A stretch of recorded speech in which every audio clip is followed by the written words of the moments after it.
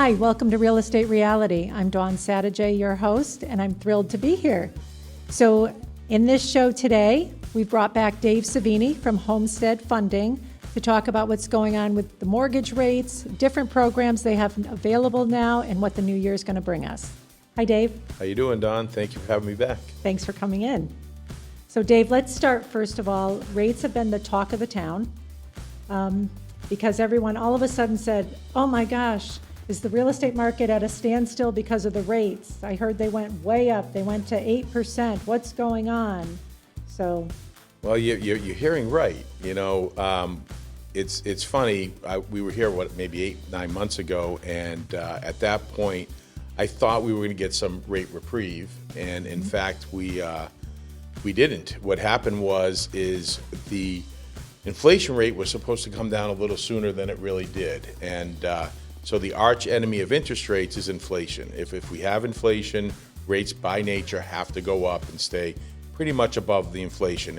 Historically, they're about 3 to 4% above the inflation rate. Okay, so could you just explain a little bit why that happens? And the only reason I'm asking is because I like to kind of figure it out in my mind too, because everybody asks us to predict what our rate's going to do.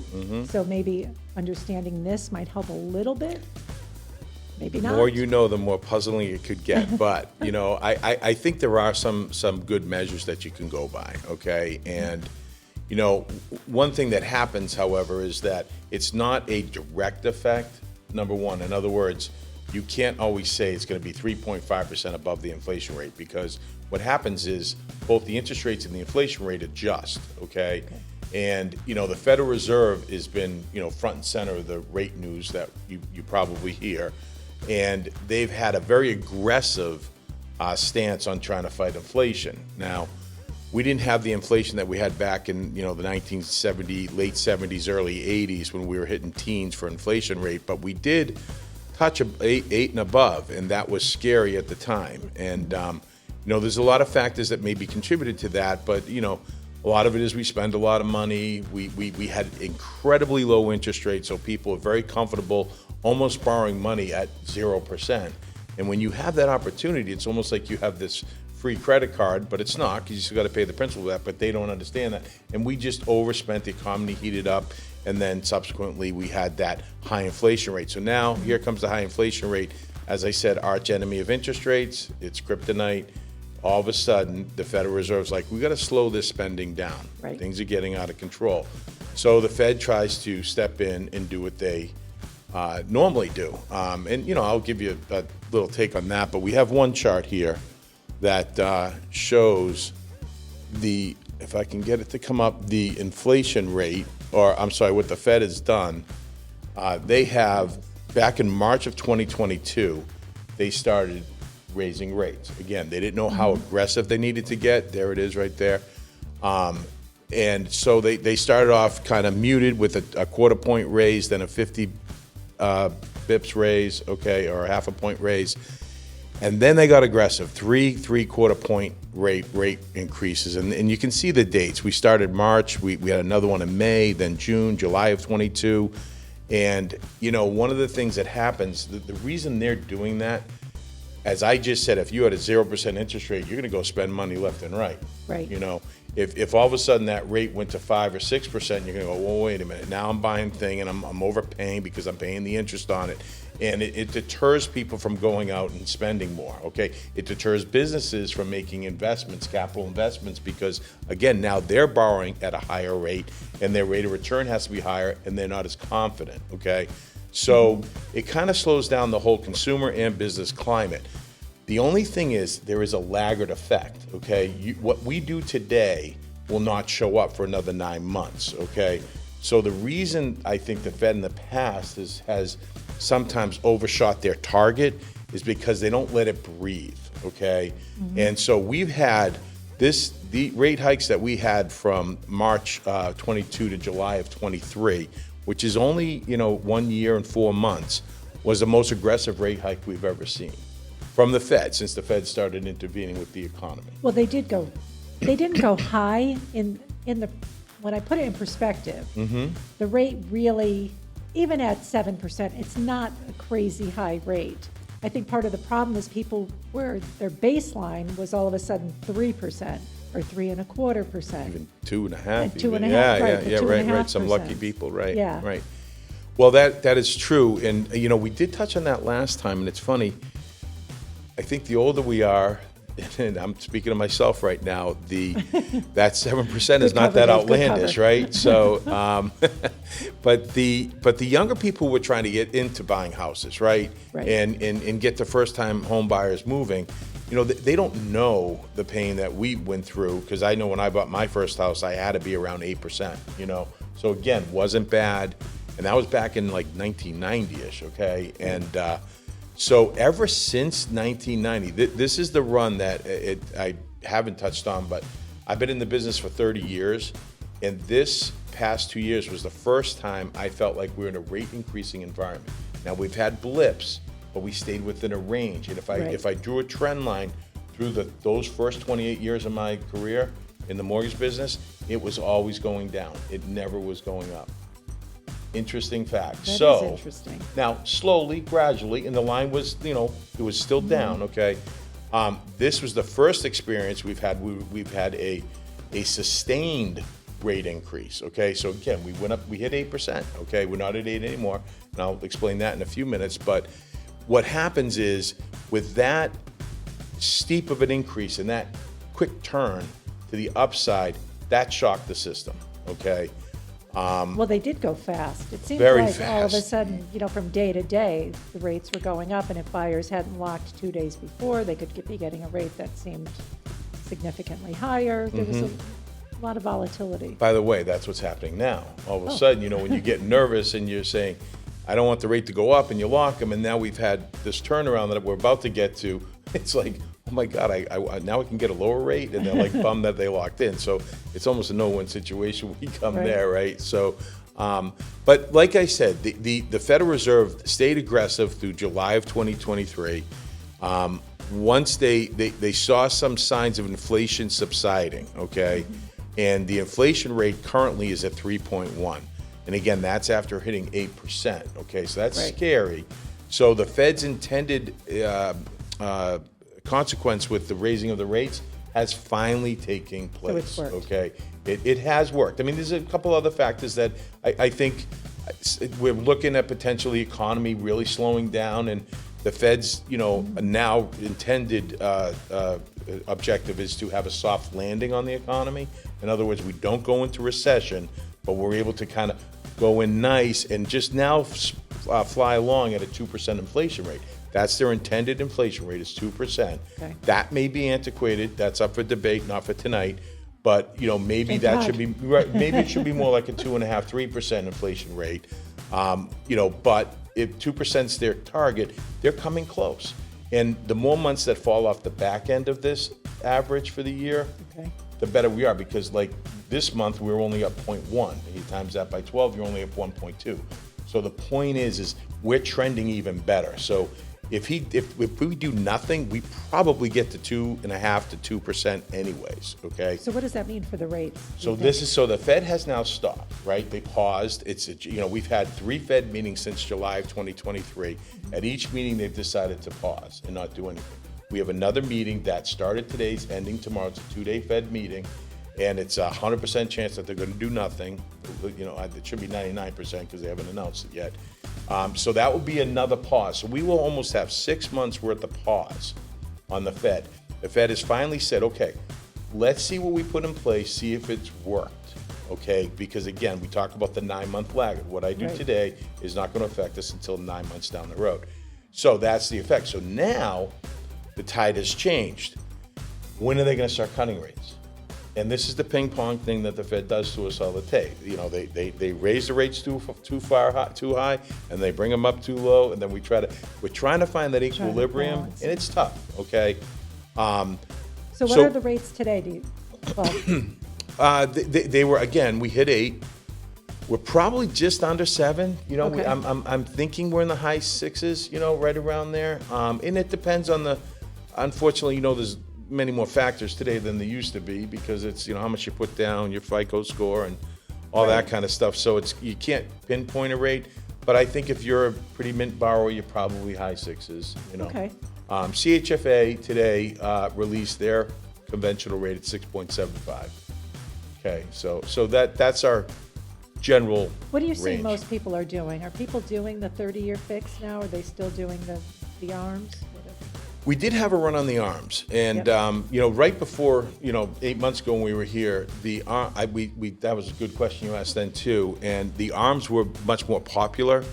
Right now, those ARMs rates just aren't quite there. So there was a couple more rate hikes between when we spoke the first go around Yep. and now, that a lot of the banks that were issuing ARMs had a lot of room on their balance sheet to do mortgages on adjustable rate mortgages. That has since been eaten up. Okay. And so now, when that gets eaten up, how they stop doing ARMs is they just raise the rate on it to make it not attractive to go there. give So people it's back to kind the of hard fixed. to find a good ARM rate right now. So people are definitely back to the fixed. And again, when you fall back into the sixes, the fix becomes much more palatable anyways. So yeah, ARMs have kind of fallen off a little bit. So, Okay. yeah. Now, what we were talking about earlier in terms of a reversal, right? So even though the Fed hasn't done anything, we have seen like subsidence movement in the inflation rate. So the markets always react ahead of the Fed, okay? So the Fed's gonna say, hey, we're gonna raise rate in July. The market already priced that in May. Like they're anticipating, the odds now of a rate drop in March are 47% of a rate drop in March. So we've already got odds on it from the Wow. market, okay? The odds of a rate drop in May are 82%, and the odds of a rate drop on June 24th meeting is 95%. So that would bring back the saying, have you heard this, date the rate? Marry the Well, that would be house. the reason you date the rate, because now Marry the house, it's come date the down. rate. Now this is Fed funds rate, this isn't mortgage rates, okay? Yep. But to illustrate the But point. they do reflect, don't they, to some, Yes, they do. Again, here we go. The Fed makes the move, the market already anticipated it, so the long end of the they're market, ready. the mortgage rates are ahead of it. So that's the reason. The Fed hasn't dropped a rate, but yet mortgage rates have gone down. Because they're expecting the They're Fed expecting to do it it. So to. this is, Okay. it's a cat and mouse game that I've been part of for 30 years now. But the turn that we've had now, and I'll get this up on the screen. This is going to be a slightly confusing chart, Don, but I unfortunately I'm kind of the nerd that looks at it.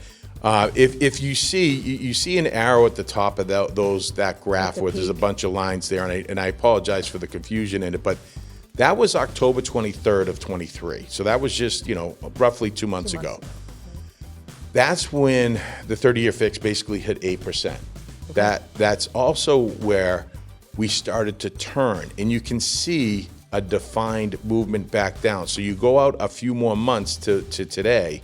This is as of today, this graph, and you can see that now we have moved down to where we were back in August.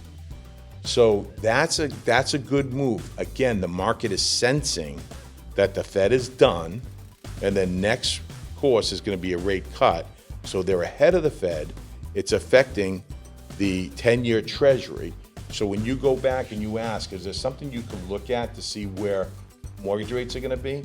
The 10-year Treasury, which is every day they trade it, if Yep. the yield is down, which it is, okay, it's at 3.27 or so, that is telling me that now mortgage rates are going to rally, we're going to have a good mortgage rate, and now if these percentages go up with the 47% chance of rates going down in March, Right. the 10-year will rally on that and go even further, and now the mortgage rates will work in lockstep with the 10-year Treasury. interesting. So that's why we see that, and that's a pretty definitive move. So once I saw that turn, I felt like we broke a range, and those, if I explain the lines, you'd understand. But we are finally out of a 200-day moving average, which gives us a level of support, meaning we probably won't. We are now setting a new trend.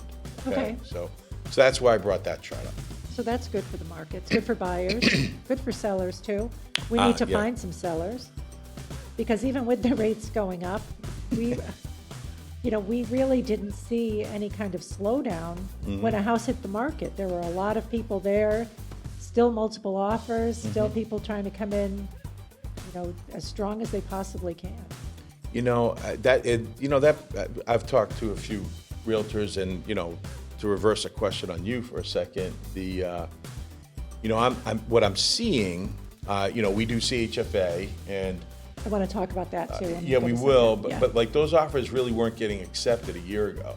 True. And I feel like I am coming across so many more accepted offers where agreed. I would usually say, if you don't have to go that way, maybe you shouldn't if you want to strengthen your offer. I have backed off on that a little bit. The only thing that I haven't backed off on, and this goes to your knowledge, right? If you have a turnkey house, it's mint. Oh. And a CHF offer may get discriminated against, I would think. So, well, because versus a cash offer, there's half, been a lot 50% of down. cash. Yeah, a lot of cash these past few years. A lot of cash offers, and then the stronger the down payment. So yeah, a lot of times you got to measure the strength of the offer. But right? the CHFA, the time to own. Yes. So that program's been pretty popular. I would call it very successful. Yeah. Yes, and I was slightly hesitant when it first came out to sing its praises. Now I've done quite a few of them, and I'm pretty much there. There's some quirks. Let me explain the time to own program just so they understand. Absolutely. The time to own program is really where they give you. It's not even a grant, but it is a grant. So you identify the census tract of which the house is in. Okay, so the house can be in, call it somewhere in Rocky Hill, and once we identify the census tract, which is easy to do, it's either eligible for a $25,000 grant or a $50,000 grant. Which is huge. Huge. $50,000 being given to a buyer. Yeah. Well, let's talk about how given it is. I'll do that in a sec. Yeah. See, that was my part. Hesitant, but it is for the right person. It's a godsend. Okay. So the time to own. So there's very high and high opportunity areas, which are pretty abundant around here. Okay. Like almost all of Rocky Hill's there. Most of Newington, Weathersfield. There are some areas that aren't. Even Cromwell has some. So the point is I'm doing one right now, $395 purchase price, $50,000 grant. Wow. And they're only putting an additional. So they were putting down close to $80,000, like $30,000. They had enough to save up. With their 30 and the 50, that's a 20% down on that program. And the time to own money, as long as they're below the 80% of the median income, which for Hartford County is $94,000-ish. Okay. And if you're under 100, but between the 80, so you're in between, say you're 110,000, under 118,700, you get 75% of the 50, so you can get 37.5. So you're not ineligible for the program until you're over 100% of the median income. Okay. Okay, and it doesn't matter if you have two people moving into the property. You could, if the only person going on the mortgage is the income that they count against you. Okay, so there are situations where I may leave off a significant other or a spouse from the loan in order to qualify for the program. Okay. So that 50,000 to 25,000 has really played a key role, because even if they wanted to just put the 50,000 down, they could do that, and they'll pay PMI for just a little bit, and when they get out of the PMI, they can request that it gets removed. There's two catches. I already talked about the income restrictions. Right. Okay. The other catch is this, which is a little bit backwards. They have this thing where you have to spend at least 30% of your income on your housing payment. Now get this. If somebody went in and bought a house and they only used 20% of their income on the housing payment, that's a strong borrower. That's what I was going to Okay. think. Yeah. But guess what? They don't want that borrower. They want somebody who's who's at 30% or better. So there is a little bit of a fine line there. But now that I know how to work it, it's not that hard to work. But so somebody who's going to buy a really low priced house with low property taxes and use 50,000, it's not going to work, because their DTI, we will not get up their payment high enough that they qualify. So that's one. And then the other one is the 50,000 is forgiven over 10 years. Okay. Or the 25,000. So it's 10% per year. So as long as you're there and you have that first mortgage and you haven't refinanced, okay, every year, $5,000 gets subtracted from the lien, okay? So there's still a lien on your property for $50,000 before 1 year expires. After 1 year, it goes down to $45,000, then $40,000, and that's how you get the money. So if you're there 10 years. What if somebody does want to refinance after year 2? There's the other catch that I didn't love, because I really thought rates were going to temporarily sit up there at 7.5, and we'd go down really quick. The marry the house, date the rate thing. Yeah. Here's the problem: you don't. If you refinance, you give up the opportunity to forgive the debt. Okay, so you So have to you pay still it can back. refinance, but all of a sudden, this is a great question, Don. So thank you for bringing this up. $5,000 a year. If you divide that monthly, if my math serves me correct, that's $416 a month, okay? I've done the math a few times. Okay, that means you have to save on your monthly payment more than $416 to Wow. refinance. So guess what? That's gonna be very hard to do. I mean, maybe if you get down to 3.5, 4 or something, you'll get there. So that's a big wish. So you gotta kind of be prepared that you're not gonna refinance. You're keeping that payment. For 10 years. Well, I mean, you could still least do it 10 for years. 5 years. I mean, maybe you're gonna move or something and you still got 25,000. It's still a gift, Right. you know? But the point is to refinance that. See, I prepare every single one of my clients that when they go into the time to own, understand when you hear rates go down and you're calling me to do a refinance, I gotta point out that, okay, you're gonna give up $416 a month. But the time to own does follow CHFA rates, correct? Yes, it's 6.5, I'm sorry, Six and 6 3/4 today on the conventional. If they have to go government backed, it's 6 3/8. Okay, Okay, but government backed does have higher mortgage insurance generally. gotcha. Okay, so a lot of times I'm trying to go conventional, especially if they get 50,000, because now we get a really low payment. We're close to getting rid of mortgage insurance. Okay. Yeah. It's a good program. It's definitely been a lot of people. Much more accepted. We're getting them through a lot easier. There was a lot of quirks at the beginning. The state of Connecticut has done 4 replenishes of the fund. Yeah. 20 million, 20 million, 20 million. They just did 25 million. It's down to 7.5 million today. Wow. But they still have 50 in the background in the coffers that when they run out, So they're gonna I think they're repay going it to put again? another 25 and then a 5, maybe a final 25. I mean, this program would be a complete home run if, and they probably wouldn't do it, by the way, but if rates are around 3.5, Oh, forget it. it, They'd be out of money I quicker. maybe I decrease my income, so I didn't do it. No, but it'd be such a home run because you're never refinancing. See, Right. that's the only thing. You have this sitting here in the background that I'm stuck, I can't refinance. And that is something. But again, you're still saving $416 a month, and you never Right. thought you could go with no money down. That's how this program, that does incentivize if you've had a tough time savings because, your credit card payments, your student loans, whatever, here's a program for So you. this money can be used for closing costs as well? It can. Okay, so it Yep. could be down payment, closing costs, obviously combination. And you could do a down payment assistance just for the closing costs. You could put all of 50 for down payment and take a second mortgage called a DAP at 1%, although in January it's changing to the current rate, whatever the 6 Okay. 3/4 is. That's a big change. But nonetheless, you huge can change. borrow, you can do a lot of stuff, a lot Okay. of nice ways to work this. That's good information. Yes. Yeah, thank you. So what about, just quickly, I don't even know if you do these, but I've run across a couple recently, the Yeah. reverse mortgages. What are these Yeah. all about? Because I have people who were actually underwater. We couldn't sell their house for them, even in today's market, because of the way it Yep. was written. They owed more than, Well, the reverse used to be excellent in that situation, by the way. Yeah? It used to save foreclosures because they never did a financial assessment of the borrower. yep, And say you were going into foreclosure, but you still had to have some equity in the house. You can't do it with no equity or underwater. right. But the reverse is, this is something that could possibly free up inventory. I mean, you bring up such a great question there. I wasn't expecting that, but I love it. Reverse mortgages, okay, forward mortgage is simple. You take out a mortgage, you have a balance of 300, you pay it down, the mortgage keeps going down every single month. A reverse is they give you $150,000 towards a $300,000 house. And but you're getting paid monthly almost, well, correct? the interest on the mortgage just gets added to the balance. So you have, Okay. instead of going down balance, your balance is going up. It's reverse, okay? So Yep. you're adding the interest every month to that mortgage. So what happens is, years ago, they would give us up to 75% of the value of the house, but what ended up happening was people were outliving. They never kicked out. You could stay there for the rest of your life. So you Yep. have to be 62 or older.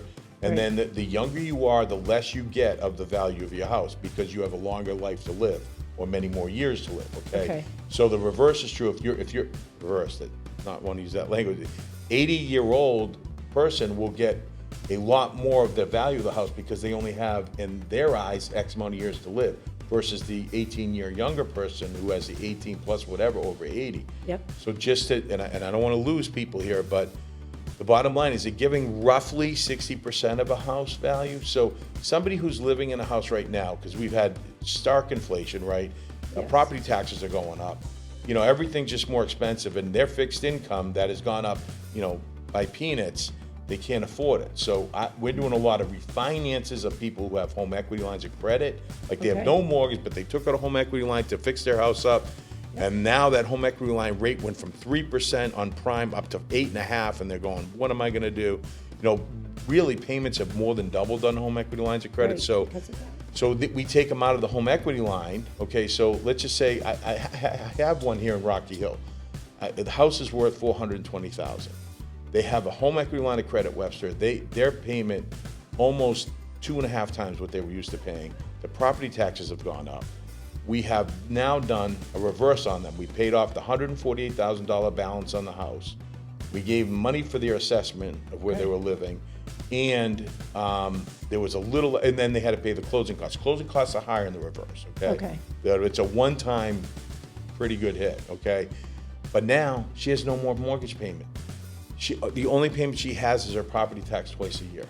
And her whole life she went from having to sell that place, which maybe wouldn't have been a bad idea, okay, to having a now what's about $160,000 balance that's gonna grow, because the interest is gonna tack on it. But she has a $420,000 house. So she still has that Pretty spread good that's cushion. hers, right? Yeah. So she decided to leave in 3 years, or God forbid something worse happened, there's still gonna be a lot of equity. That balance maybe grow to 180. So they're still gonna get 140, or if the Nice. house is worth 450, now they're gonna, you know. So Yeah. a reverse is a great way to fight, I think, the inflation bug right now. You can also use it quickly in a purchase situation, because what happens is, let's say I wanted to sell my house and I had very little mortgage, right? So now I wanna go ahead and buy, I wanna step down a little bit, or pretend I wanna go to TPC. Okay. I could do a reverse mortgage on a condo, standalone condo at TPC, buy for $800,000, put $400 down, and I'll never have a payment. I will live there for free, and I'll still have $400,000 of the equity. I took the money I made on my house and put it as the down payment, and now I have no more mortgage payment. So it's a great way that I will maybe move out of my 2.5% interest rate, or 3%, because I know I'm not taking on a bigger payment anyways. That's, if I could ever free up inventory that way and get people to think, you want to make your life simpler, do it this way. The reverse because that's a reverse purchase. You can do a reverse purchase. So that could work, yeah. Yes, it could, but we had the buy down idea 8 months ago. Now we have the reverse idea, but yeah. Good idea. Yeah. So yeah, I like the reverse is absolutely making it. It's a big comeback right now. But there I've is seen that financial more and assessment. more, Yeah. yeah. There's now financial assessment, which means that if you are in foreclosure, they're not going to do it. So like the Right. Consumer Board of Protection got involved and said, don't put these people in a worse position. And we weren't, but it could help a lot of people that maybe got behind on their property taxes or something like that. Now we can't. So just FYI. Yeah, no, I like that program. Yeah. All right, well, it looks like we're almost out of time. I know. That went quick. Thanks for the couple questions. So, well, thank you, Dave. And if people need a little more info from you, how would they reach you? Simply at davidsevigny.com, and you'll get to me. And, I always am there to advise people, and I appreciate you giving me the time to explain some of the programs we have out there. Some good programs. Yeah. So thank you again, and thank you for joining us on Real Estate Reality, and I'll look forward to seeing you again.